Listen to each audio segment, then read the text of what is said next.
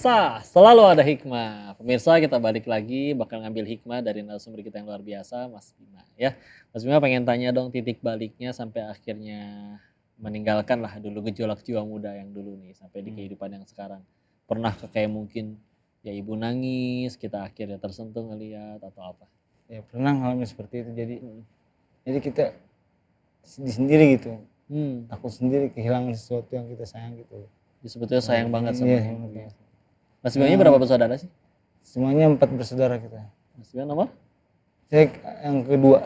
Kedua. Iya. Adik saya ada 2 lagi yang kedua. Jadi salah satu faktor yang paling kuat meninggalkan ya istilahnya sekarang hidup lurus bener. Iya. Ibu kah atau selain itu ada lagi? Di muka. Apakah ibu kah yang jadi motivasi mama? Oh ada, ibu juga sering menasihati dari orang tua. Ibu sama ibu ya sering gini suruh berubah. Ya udah saya terima terus. Ya akhirnya masuk, buka pintu hati saya gitu. Dulu mau masuk kuping kiri ke kuping kanan. Iya. Lama-lama. Ya lama-lama ya.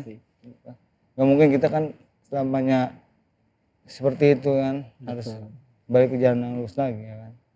Dan namanya orang tua mah betul sayangnya ya. Mau kita kayak gimana juga, pulang tahu-tahu sudah ada tato, ada apa, tetap aja disayang.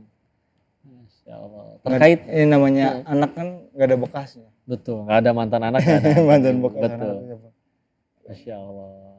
Terus izin Mas Bima, ini ngomongnya agak kayak apa istilahnya ya? Apakah dulu juga ada pernah konsumsi obat-obatan sampai ngomongnya jadi kayak agak Enggak. kurang lancar? Pernah sakit juga. Oke, sakit apa itu?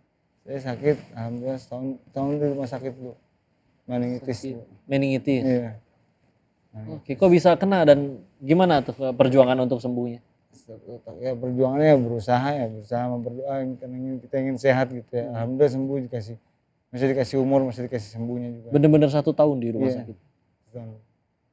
Dan itu setiap hari di gimana? Di kasur aja atau apa? Dikasih obat setiap hari. Obat, ya.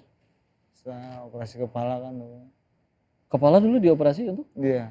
Dia dibuang virus di otak. Oh gitu ya. Oh yang meningitisnya itu di otak ya. Dan untuk biayanya gimana itu setahun? Makanya ya ada aja dari teman-teman, dari saudara, dari yang lainnya gitu. Dan sekarang sudah dinyatakan sembuh total ya? Alhamdulillah sembuh total. Alhamdulillah. Kapan itu udah sembuh total?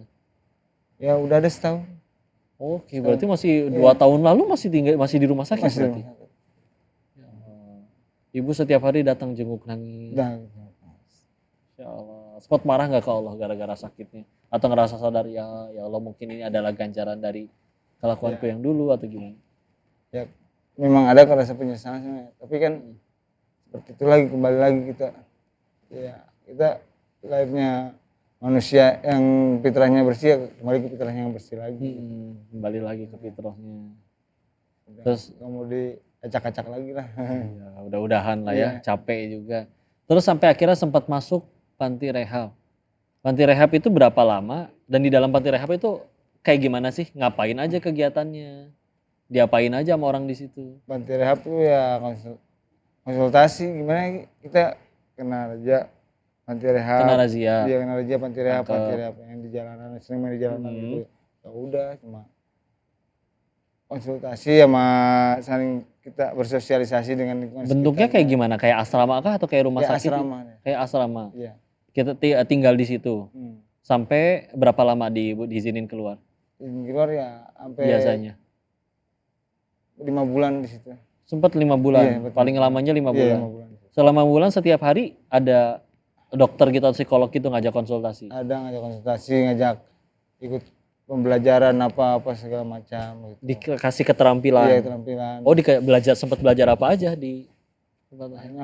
Banyak sih kalau belajar mah. Kita belajar apa aja, bisa ngejahit gitu ada? Ada ngejahit, bengkel apa gimana segala macam, tapi kan. Bengkel ini cara benerin motor servis. Dari yang belum sekolah, yang belum bisa sekolah dikasih sekolah paket gitu. Oh, kejar paket juga ada. Ya. Dikasih wadah ya, ya. Alhamdulillah. Alhamdulillah.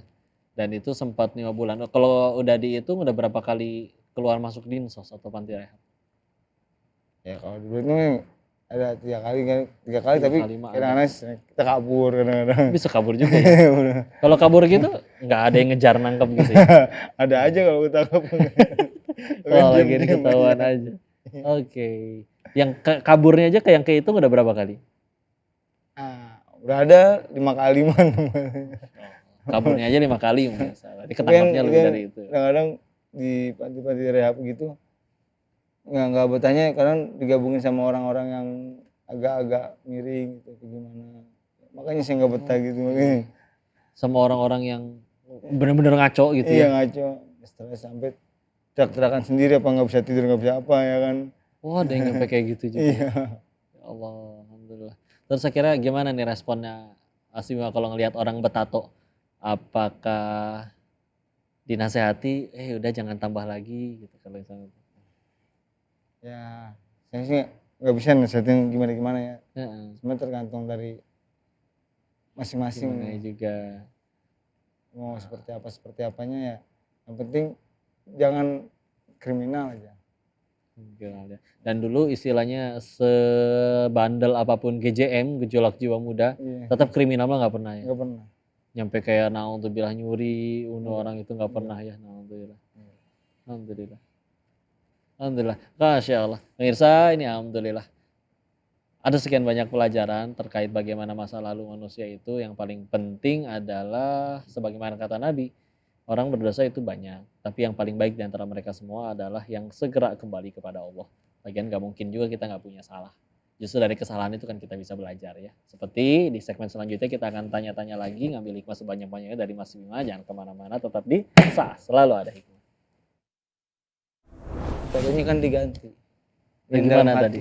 La ilaha illallah. Masya Allah. Tuh pemirsa, tatonya diganti. Gak cuma yang di badan, sekarang tatonya di hati.